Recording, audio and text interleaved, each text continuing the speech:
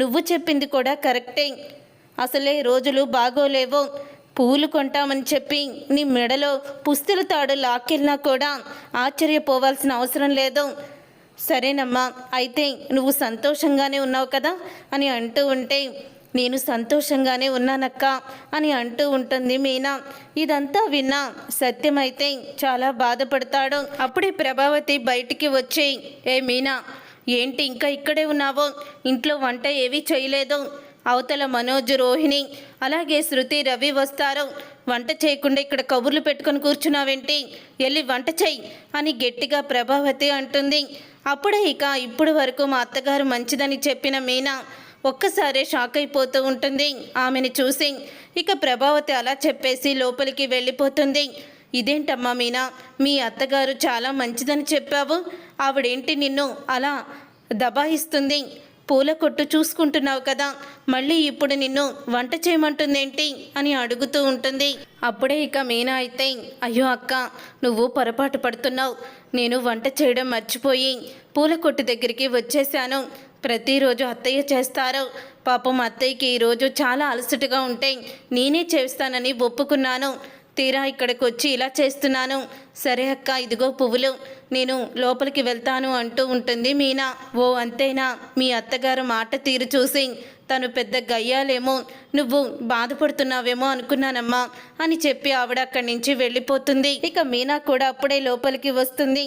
సత్యం లోపలికి వచ్చి అంటూ ఉంటాడు, ప్రభా, నువ్వు వెంటనే పుస్తెల తాడు తీసుకొనిరా మీనాది, తన నగల్ని తనకిచ్చేసాయి అని అంటూ ఉంటాడు సత్యం. అప్పుడే మీనా అక్కడికి వచ్చి వాళ్ళ మాటలు వింటూ నిలబడిపోతుంది. అప్పుడే ప్రభావతి అయితే, నేనేమన్నా తన నగల్ని నాకు ఇవ్వమని అడిగానా? ఆ రోజు పుస్తెల తాడుతో సహా అన్నీ తీసుకువచ్చి తను నా చేతిలో పెట్టింది. నేనేమై అవన్నీ కూడా తీయమని చెప్పలేదే అని అంటూ ఉంటుంది ప్రభావతి. అప్పుడే సత్యం అయితే, ఇప్పుడు పూలు కొనటానికి ఒక ఆమె వచ్చి అడుగుతుంది మీనాని, ఏమనో తెలుసా, మెడలో కనీసం నీకు పుస్తెల తాడు కూడా లేదేంటి మీనా అని. అప్పుడు మీనా లోపల దాచిపెట్టాను అని చెప్పింది. మీ అత్తగారు ఎలాంటి వాళ్ళు, మీ మావయ్య గారు ఎలాంటి వాడు అని అడిగితే, అత్తయ్య మావయ్య చాలా మంచివారు అని చెప్పి మన గురించి ఎంత గొప్పగా చెప్పిందో తెలుసా అని అంటూ ఉంటాడు సత్యమైతే. వెంటనే వెళ్ళి తన నగల్ని తనకిచ్చేసాయి అని అంటూ ఉంటాడు సత్యం. అప్పుడు ప్రభావతి అయితే, తన నగల్ని నేనేమన్నా నా దగ్గర పెట్టమని చెప్పానా? తీసుకోమనండి అని అంటూ ఉంటుంది ప్రభావతి. అప్పుడు మీనాని చూస్తాడు సత్యం. ఇంతలో బాలు కూడా వస్తాడు. అప్పుడు మీనా అయితే, వద్దు మావయ్య, నా భర్త ఎప్పుడైతే కష్టపడి డబ్బులు సంపాదించి నాకు నగలు, మంగళసూత్రం, పుస్తెల తాడు అన్నీ కొనుక్కొని వస్తారో అప్పుడే నేను వేసుకుంటాను. అప్పటి వరకు కూడా నేను ఇలాగే ఉంటాను అని అంటూ ఉంటుంది మీనా. ఈ కారు నడిపే ఈ కారు డ్రైవరు నీకు మంగళసూత్రం తీసుకొచ్చే వరకు నువ్వు పుస్తెల తాడు వేసుకోవా? వాడు తీసుకొచ్చేసరికి నువ్వు ముసలిదాని వలె అయిపోయి అప్పుడు కాటికి కాలు చాపుకొని ఉంటావు. అప్పటికి కూడా తెస్తాడో లేదో తెలీదు అని అంటూ ఉంటుంది ప్రభావతి అయితే. అప్పుడు బాలు అయితే చాలా బాధపడుతూ ఉంటాడు. భార్యకి పుస్తెల తాడు కూడా కొనలోని పరిస్థితుల్లో నా భర్త లేడు. నా భర్త మీద నాకు చాలా నమ్మకం ఉంది అత్తయ్య. ఆయన ఖచ్చితంగా నాకు నగలు తీసుకొస్తారు, పుస్తెల తాడు తీసుకొస్తారని నాకు నమ్మకం ఉంది. మీ కొడుకు మీద మీకు నమ్మకం ఉండకపోవచ్చు, కానీ నా భర్త మీద నాకు నమ్మకం ఉంది అని అంటూ ఉంటుంది మీనా అయితే. అప్పుడు బాలు అయితే, థ్యాంక్స్ మీనా, నువ్వు నన్ను అర్థం చేసుకున్నావు. కానీ కన్న తల్లి అయ్యుండి మా అమ్మ ఏనాడు కూడా నన్ను అర్థం చేసుకోలేదు అని అంటూ ఉంటాడు బాలు అయితే.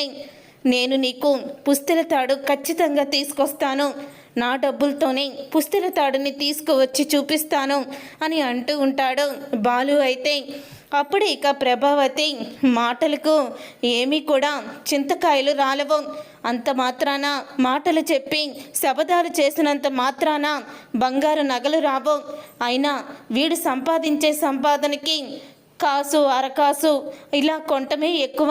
అలాంటిది పుస్తెల తాళ్ళు నగలు కొంటాడంట అని అంటూ హేళన చేస్తుంది ప్రభావతి. అప్పుడు ఇక బాలు అయితే బయటికి వెళ్తాడు. అలా బయటికి వెళ్ళిన తర్వాత ఇక రాజేష్ అయితే చీటీ పాట దగ్గర అయితే ఉంటాడు. అక్కడ డ్రైవర్లు అందరూ కూడా ఉంటారు.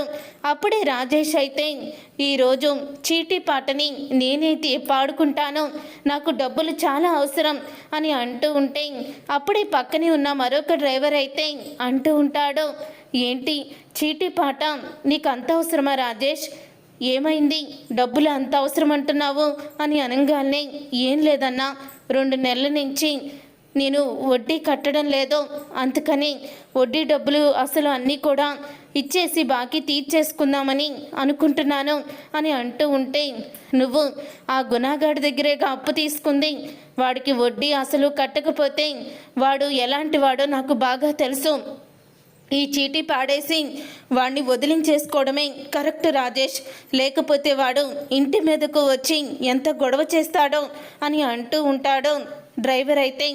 అప్పుడే ఇక బాలు అయితే అక్కడికి వస్తాడు. ఏంటి అందరూ ఇక్కడే చేరారు అని అడుగుతూ ఉంటాడు. ఏం లేదురా, ఈరోజు చీటీ పాట కదా, అందుకే అందరం ఇక్కడే ఉన్నాము అని అంటూ ఉంటే, ఈసారి చీటీ పాట అయితే నేను పాడుకుంటాను, నాకు డబ్బులు చాలా అవసరం అని అంటూ ఉంటే అప్పుడు ఇక రాజేష్ అయితే, నువ్వు చీటీ పాట పాడుకుంటావా, సరేరా అని రాజేష్ అంటూ ఉంటాడు. అదేంట్రా రాజేష్, ఇప్పుడే కదా గుణాకి నువ్వు డబ్బులు కట్టాలి, వడ్డీ డబ్బులు అసలు కట్టకపోతే వాడి ఇంటి మీదకి వస్తాడని చెప్పావు, మరి బాలుకి ఇచ్చేస్తానంటావేంటి అని అంటూ ఉంటాడు పక్కన ఉన్న అతనైతే. అప్పుడే ఇక బాలు అయితే, రే రాజేష్, నువ్వు చీటీ పాటని పాడుకోవాలనుకున్నావా అని అంటూ ఉంటే, అవునరా, నేను అప్పు తీసుకొచ్చిన సంగతి నీకు తెలిసిందే కదా, వాడికి 2 నెలల నుంచి వడ్డీ కట్టడం లేదు, ఇప్పుడు వాడు కట్టకపోతే ఇంటి మీదకి వస్తాడు కదా, అందుకే చీటీ పాడి వాడు డబ్బులు వాడికి ఇచ్చేద్దాం అనుకున్నాను, కానీ ఎప్పుడు కూడా నువ్వు డబ్బుల కోసం ఇలా అడగవు, కంగారు పడవు, అందుకనే ఈసారి ఇక నువ్వే తీసుకో, నేను ఏదోలా అడ్జస్ట్ అవుతానులే అని అంటూ ఉంటే, అది కాదురా, ఇప్పుడు నాకు డబ్బు చాలా అవసరం, ఎందుకంటే అని ఇంటి దగ్గర జరిగిన గొడవంతా కూడా చెప్తూ ఉంటాడు బాలు. అప్పుడే కాదు విని, ఓ సిస్టర్ కోసమా, అలా అయితే తీసుకువెళ్ళరా, సిస్టర్ అందరి ముందు తలంచుకోకూడదు అని అంటూ ఉంటాడు రాజేష్. అప్పుడు చీటీ పాట అయితే వస్తుంది బాలుకి. చీటీ పాట రావడంతో ఇక బాలు అయితే ఇక ఆ చీటీ పాటతో పుస్తెల తాడుని కొంటాడు. మీనాకి పుస్తెల తోడతో పాటు తనకి ఒక జత చెవులి కూడా బంగారు బుట్టలు అయితే వస్తాయి. అప్పుడు ఇక ఆ డబ్బులతో కొన్న బంగారాన్ని తీసుకొని ఇంటికి అయితే వెళ్తాడు బాలు. ఇక బాలు ఇంటికి వెళ్ళిన తర్వాత అప్పుడే ఇక బాలు అయితే, మీనా మీనా రామీనా అని అంటూ గట్టిగా పిలుస్తాడు. అప్పుడు ఇక అందరూ కూడా బయటికి వస్తారు. ఏంటి నీ హడావిడి అని అంటూ ఉంటుంది ప్రభావతి. అప్పుడే ఇక బాలు అయితే ఇలా చెప్తూ ఉంటాడు, చూద్దు కానీ ఈ కారు నడుపుకుని ఈ కారు డ్రైవర్ తన భార్యకి బంగారపు పుస్తెల తాడు తీసుకొచ్చాడు అని అంటూ షాక్ ఇస్తాడు ప్రభావతికి బాలు అయితే. మీనా రామీనా, ఇదిగో నా కష్టార్జితంతో నీకు తీసుకువచ్చిన బంగారం పుస్తెల తాడు చెవిదిద్దులు అని అంటూ ఇక మీనాకి చూపిస్తాడు. అప్పుడే ఇక అది చూసి మీనా అయితే ఎంతో ఆనందపడుతూ ఉంటే ప్రభావతి షాక్ అయిపోతూ ఉంటుంది. ఏంటి ఇప్పటికిప్పుడు డబ్బులు ఎలా వచ్చాయి నీకు అని అంటూ ఉంటుంది. అప్పుడే ఇక రాజేష్ అయితే సరిగ్గా అదే టయానికి అక్కడికి వస్తాడు. రే, అన్న దగ్గర చీటీ పాట పాడావు కదరా, ఇదిగో మిగతా బ్యాలెన్స్ అని అన్న ఇచ్చిరమ్మన్నాడు, 1000 రూపాయలు నీకే వస్తాయంట అని రాజేష్ అయితే అంటూ ఉంటాడు. ఇప్పుడు నీకు క్లారిటీ వచ్చిందనుకుంటా ప్రభావతమ్మ గారు, కష్టపడి నేను చీటీ వేశాను, ఆ చీటీ పాడాను, ఆ చీటీ పాడి నా భార్యకి నేను నగలు తీసుకువచ్చాను, మీనా వేసుకో మీనా అని అంటూ ఉంటాడు బాలు. లేదండి ఇప్పుడు కాదు, నేను తర్వాత వేసుకుంటాను అని అంటూ ఉంటుంది మీనా. అదేంటమ్మా, వాడు ఎంతో ప్రేమగా తీసుకొచ్చాడు కదా, వేసుకో అని అంటూ ఉంటాడు సత్యం. వేసుకుంటాను మావయ్య, కానీ ఇప్పుడు కాదు, దానికి నేను ఒకటి అనుకున్నాను, అప్పుడు వేసుకుంటాను. ప్లీజ్ అండి, నేను మీకు సాయంత్రం చెప్తాను ఏంటన్నది అని అంటూ ఉంటుంది మీనా. అయితే సరే మీనా, నువ్వేదో అనుకున్నానంటున్నావు కదా, అలాగే చెయ్యి. ఇప్పుడు నువ్వు హ్యాపీనా అని అంటూ ఉంటాడు బాలు. చాలా సంతోషంగా ఉందండి అని ఎంతో సంబరపడిపోతూ ఆనందపడిపోతూ ఉంటుంది మీనా. అయితే అప్పుడు ఇక మీనాని చూసి ప్రభావతి, రోహిణి ఇద్దరు కూడా కులుకుంటూ ఉంటారు.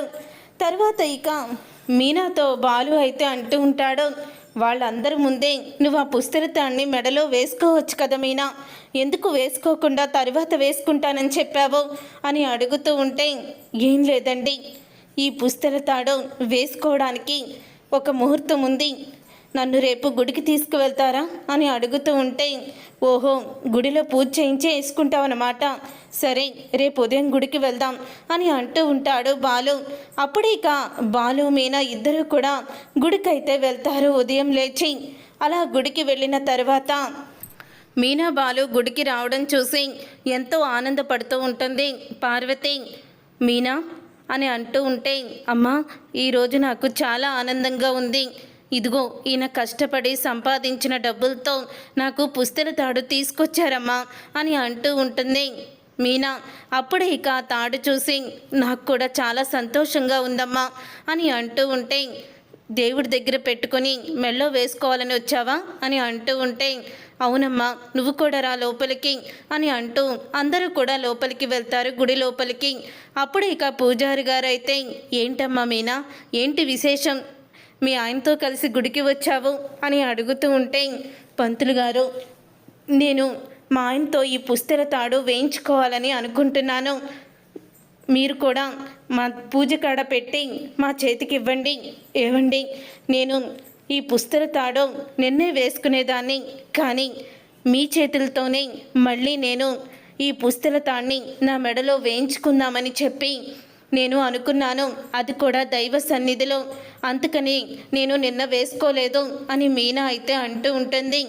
అంటే ఇప్పుడు ఈ పుస్తెల తాడు నీ మెడలో వేసి నిన్ను మళ్ళీ పెళ్లి చేసుకోమంటావా అని అంటూ ఉంటాడు బాలు. అవునండి అని అంటూ ఉంటుంది మీనా.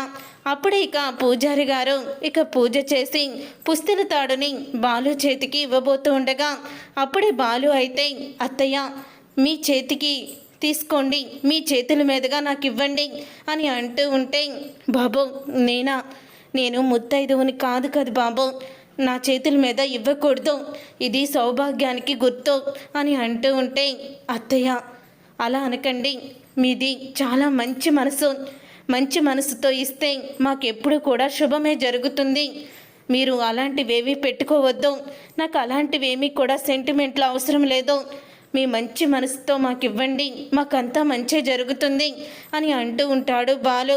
అప్పుడు ఇక పార్వతి ఎమోషనల్ అవుతూ, నిజంగా నీలాంటి భర్త దొరకడం నా కూతురు అదృష్టం బాబు అని అంటూ తను ఎంతో ఆనందంగా ఆ పుస్తెల తాడునైతే మీనాకి కట్టమని బాలు చేతిలో పెడుతుంది.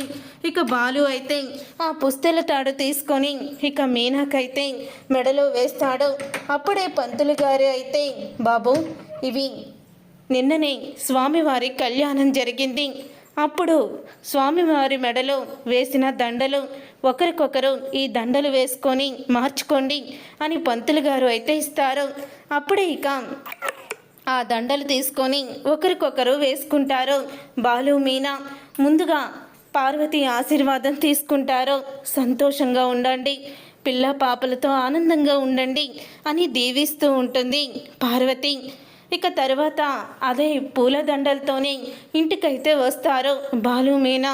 ఏవండి, ఈ పూలదండలు తీసేసి లోపలికి వెళ్దాం అని అంటూ ఉంటే, అప్పుడే ఇక ఎందుకు ఇలాగే వెళ్దాం, పద వెళ్దాం అంటూ బాలు అయితే ఆ పూలదండలతోనే ఇక వస్తాడు ఇంటికి. అప్పుడే ఇక పూలదండలతో ఇంటికి వచ్చిన బాలు మీనాని చూసి అందరూ కూడా షాక్ అయిపోతూ ఉంటారు. ప్రభావతి, రోహిణి అలా చూస్తూ ఉండిపోతారు. అప్పుడే సత్యమైతే, రే ఏంట్రా ఇదంతా అని అడుగుతూ ఉంటాడు బాలుని. ఏం లేదు నాన్న, మీనాని నేను మళ్ళీ పెళ్లి చేసుకున్నాను అని అంటూ ఉంటాడు బాలు. మళ్ళీ పెళ్లి చేసుకోవడం ఏంట్రా అని అంటూ ఉంటే, ఏం లేదు నాన్న, నిన్న నేను తీసుకువచ్చిన పుస్తల తాడిని వేసుకోమంటే తర్వాత వేసుకుంటాను అని మీనా చెప్పింది కదా. తను దైవ సన్నిధిలో నా చేత తన మెడలో అది వేయించుకోవాలనుకుందంట. అందుకని గుడికి తీసుకువెళ్ళి నా చేతులతో వేయించుకుంది. అప్పుడు స్వామివారు ఇవి దేవుడు దండలు మీ మెడలో ఒకరికొకరు వేసుకోండి అని ఇచ్చారు అని అంటూ ఉంటాడు బాలు.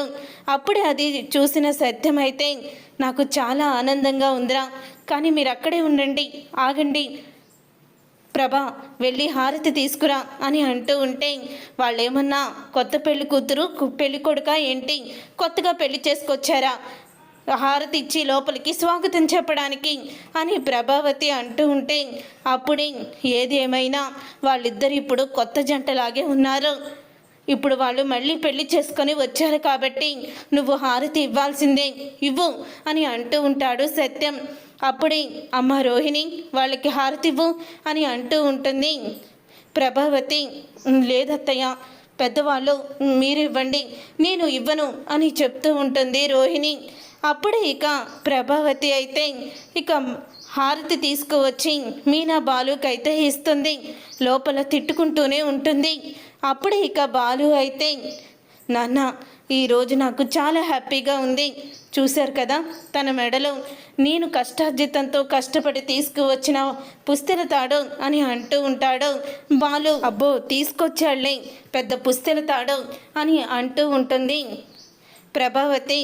అది గట్టిగా ఒక 4 సవర్లో ఉంటుంది, ఇది కూడా ఒక బంగారమేనా అని అంటూ ఉంటే అమ్మ ప్రభావతమ్మ, మలేషియా నుంచి వచ్చిన పార్లలమ్మ వాళ్ళ మావయ్య 2 సవర్లు పెట్టి బ్రాస్లెట్ తీసుకొస్తే ఎంతో మురిసిపోయావు.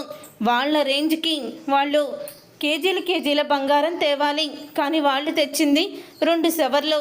అదేదో కారు నడుపుకునే డ్రైవర్ని నేనే సంపాదించాను కదా, కాబట్టి ఆ మలేషియా వాళ్ళు తీసుకొచ్చిన కన్నా నేను సంపాదించి తీసుకువచ్చింది గ్రేటు అని అంటూ ఉంటాడు బాలు. అప్పుడే కాదు విని రోహిణి లోపలికైతే వెళ్ళిపోతుంది. రోహిణి లోపలికి వెళ్ళాక ప్రభావతి రోహిణి దగ్గరికి వచ్చి అంటూ ఉంటుంది, చూసావా వాడు ఎంత పొగరుగా మాట్లాడాడో అని అంటూ ఉంటే అప్పుడే ఎప్పుడు ఉండేదేగా అత్తయ్య, కొత్తేముంది అని అంటూ ఉంటుంది రోహిణి. అది కాదమ్మా, వాడు అన్న మాటలు చూసావా ఎలా మాట్లాడాడో, వాడు అన్న మాటలకైనా సరే మీ నాన్నకి ఫోన్ చేసి కేజీల బంగారం తీసుకురమ్మను అని అంటూ ఉంటుంది ప్రభావతి. అత్తయ్య, మీరు ఒక విషయం మర్చిపోయినట్టున్నారు. అక్కడ మీనా మెడలో వేసుకున్న పుస్తెల తాడు ఎవరు తీసుకొచ్చారో తెలుసా? బాలు కష్టపడి తీసుకువచ్చాడు, అంతే తప్ప మీనా పుట్టింటి వాళ్ళు తీసుకురాలేదు అని అంటూ ఉంటుంది రోహిణి. అమ్మ, మనోజ్ గురించి తెలిసిందే కదా, వాడికి జాబు లేదని. చూడు, నీ మెడలో ఆ పసుపు తాడు ఏంటమ్మా, నువ్వు కోటీశ్వరాలివి, మీనా కన్నా దిట్టమైన పుస్తెల తాడు నీ మెడలో ఉండాలి, మీ నాన్నకి ఫోన్ చేయి వెంటనే అని అంటూ ఉంటుంది ప్రభావతి. మా నాన్న లేరత్తయ్య, క్యాంపుకి వెళ్ళారు అని రోహిణి అనగానే ఇక మీ నాన్న ఎప్పుడు క్యాంపుల పని మీదే ఉంటాడా? సరే అయితే ఉన్నాడు కదా మీ మావయ్యని వచ్చేటప్పుడు కేజీలు బంగారం తీసుకురమ్మను, 2 రోజుల్లో ఉండాలని చెప్పు, అటు ఇటు తిరుగుతూనే ఉంటాడు కదా మీ మావయ్య అని అంటూ ఉంటుంది ప్రభావతి. అప్పుడే ఇక ఆ మాటలు విని ఒక్కసారి షాక్ అయిపోతూ ఉంటుంది రోహిణి. అలా కేజీల బంగారం తీసుకొచ్చారనుకో, ఈ బాలుగాడు ముందు నువ్వు తలెత్తుకొని నిలబడచ్చు, ఇంకెప్పుడు కూడా నిన్ను హేళన చెయ్యడు అని అంటూ ఉంటుంది ప్రభావతి. బ్రో బాబు, మళ్ళీ కొత్త కష్టం వచ్చింది కదరా బాబు, ఇప్పుడు ఏం చేయాలి? మళ్ళీ ఇప్పుడు కేజీల బంగారం అంట ఎక్కడి నుంచి తీసుకురావాలి అని అనుకుంటూ ఉంటుంది రోహిణి. అయితే మరి ప్రభావతి అన్నట్టుగా రోహిణి ఇప్పుడు ఏం చేయబోతుంది? రాబోయే కథలో రోహిణి మరి బంగారం ఎలా తీసుకురాబోతుందో తెలుసుకుందాం. ఈ వీడియో మీకు నచ్చితే తప్పకుండా లైక్ చేసి ఛానల్ని సబ్స్క్రైబ్ చేసుకొని పక్కనే ఉన్న గంట సింబల్పై ఆల్ అని క్లిక్ చేయండి. అప్పుడే మేము పెట్టే ప్రతి వీడియో మీరు మిస్ కాకుండా